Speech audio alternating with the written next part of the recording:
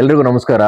ನನ್ನ ಹೆಸರು ಶರತ್ ಅಂತ. ನಾನು ಸರ್ದಾರ್ ವಲ್ಲಭಾಯ್ ಪಟೇಲ್ ನಗರದ ನಿವಾಸಿ ಆಗಿರ್ತೇನೆ. ಸೊ ನಾವು ಇಲ್ಲಿಗೆ ಬಂದು ಆಲ್ಮೋಸ್ಟ್ ಒಂದು 20 ವರ್ಷ ಆಗ್ತಾ ಇದೆ. ಇವಾಗ ಬಂದಾಗಿಂದ ನಾವು ನೋಡಿರೋದು ಏನಂತ ಹೇಳಿದ್ರೆ, ಮೈಸೂರನ್ನ ಒಂದು ನಗರದಲ್ಲಿ ಫಸ್ಟ್ ಆಫ್ ಆಲ್ ನಾವಿರುವಂಥ ಲೇಔಟ್ ಬಂದು ಪೊಲೀಸ್ ಅವರಿಗೆ ಅಂತ ಅಲೋಕೇಟ್ ಆಗಿರೋವಂಥ ಲೇಔಟ್.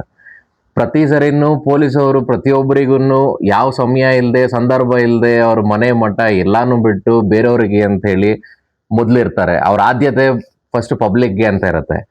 ಬಟ್ ಇವತ್ತಿನ ಪರಿಸ್ಥಿತಿ ಹೇಗಿದೆ ಅಂತ ಹೇಳಿದ್ರೆ, ಸರ್ದಾರ್ ವಲ್ಲಭಾಯ್ ಪಟೇಲ್ ನಗರ 2ನೇ ಅಂತ ಇದು ಪೊಲೀಸ್ ಅವರಿಗೆ ಅಂತ ಕೊಟ್ಟಿರುವ ಒಂದು ನಿವೇಶನದಲ್ಲಿ ಅವ್ರಗಳಿಗೆ ಮೂಲಭೂತ ಸೌಕರ್ಯಗಳು ಏನು ಬೇಕು ಅದಕ್ಕೆ ಇವತ್ತು ಧ್ವನಿ ಎತ್ತುವಂತ ಒಂದು ಸಂದರ್ಭ ಒದಗಿದೆ.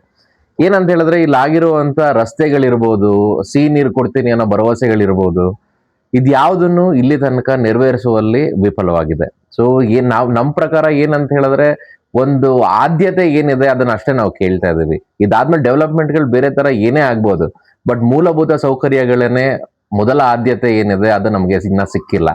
ಇದನ್ನ ಸಿಗ್ಬೇಕು ಅಂತ ಹೇಳಿ ಕಳಕಳಿಯಾಗಿ ವಿನಂತಿ ಮಾಡ್ಕೊಳ್ತಾ, ಪ್ರತಿಯೊಬ್ರು ನಿವಾಸಿಗಳು ಏನಿದ್ದಾರೆ ಇಲ್ಲಿ ಎಲ್ಲರ ಜೊತೆಯಿಂದ ನಾವು ಒಂದು ಒಗ್ಗೂಡಿ, ಲೋಹಿತ್ ಅವ್ರು ಏನಿದ್ದಾರೆ ಬಿಜೆಪಿ ಕಡೆಯಿಂದ ಒಂದು ಮುಂದಾಳತ್ವವನ್ನ ವಹಿಸಿ ಪ್ರತಿಯೊಬ್ಬರಿಗೂ ಇದು ಒಳ್ಳೇದಾಗಬೇಕು ಅಂತ ಹೇಳಿ ಧ್ವನಿ ಎತ್ತುವ ಮೂಲಕ ಪ್ರತಿಯೊಬ್ಬರ ಹತ್ರನೂ ಒಂದು ಸಹಿ ಸಂಗ್ರಹಣೆಗಳ ಕಾರ್ಯಕ್ರಮಗಳನ್ನ ನಡೆಸ್ಕೊಂಡು ಹೋಗ್ತಾ ಇದ್ದಾರೆ.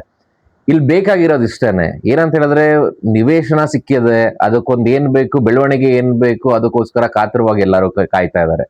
ಮನೆ ಕಟ್ಟ 15 ವರ್ಷ 20 ವರ್ಷ ಆಗಿನೂ ಸಹ ಅದ್ರ ಮೇಲೆ ಇನ್ನ ಖರ್ಚು, ಇನ್ನ ಒಂದು ಮನೆ ಏನ್ ಕಟ್ಬೋದಿತ್ತು ಅಷ್ಟು ಖರ್ಚುಗಳು ಪ್ರತಿಯೊಬ್ಬರಿಗೂ ಆಗ್ತಾ ಇದೆ. ಆಮೇಲೆ ಬರೀ ಪೊಲೀಸ್ ಅವರಲ್ದೆ ಅವ್ರ ಮಕ್ಳಿರ್ಬೋದು ಮತ್ತೆ ಬೇರೆ ಸಾಮಾನ್ಯ ಜನ ಇರ್ಬೋದು, ಒಂದು ಲೇಔಟ್ ಅಂತ ಆದ್ಮೇಲೆ ಅದಕ್ಕೊಂದು ಉದ್ಯಾನವನ ಇಲ್ಲ ಯಾರಿಗೂನು.